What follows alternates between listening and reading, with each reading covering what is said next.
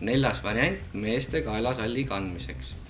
Võtame kõige pikema otsa ja lükkame selle läbi aasa. Ühelt poolt lükkame ja teiselt poolt võtame vastu ja tõmbame mängleva liigutusega selle siit läbi. Sõlme pingutame võimalikult kaela ligi.